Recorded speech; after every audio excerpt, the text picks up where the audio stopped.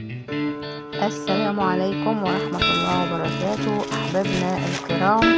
النهاردة راجعة لكم بعرض جديد من العروض الجميلة اللي أنا هوريها لكم دي. عندنا في بورسعيد بعت جبتها النهاردة، فقلت أوريها لكم النهاردة كل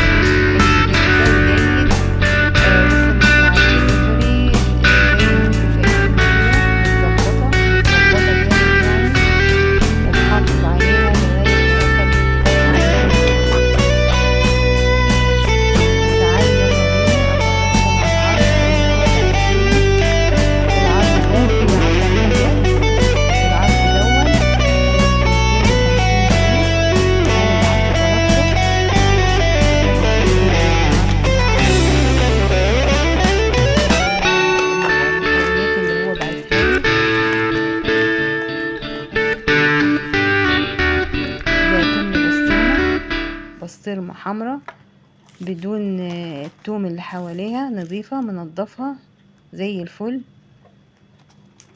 صراحة العرض بتاعه وصلني جميل حلو.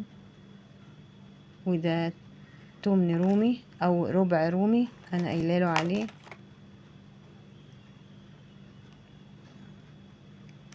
ودي جبنة كيري بالبسطرمة، ودي مربى فراولة،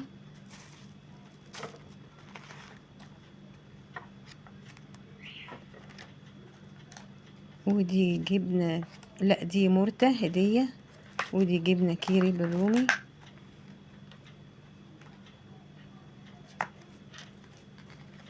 ودي جبنة جديدة قشطة، ودي برضو جبنة كيري وحلاوة،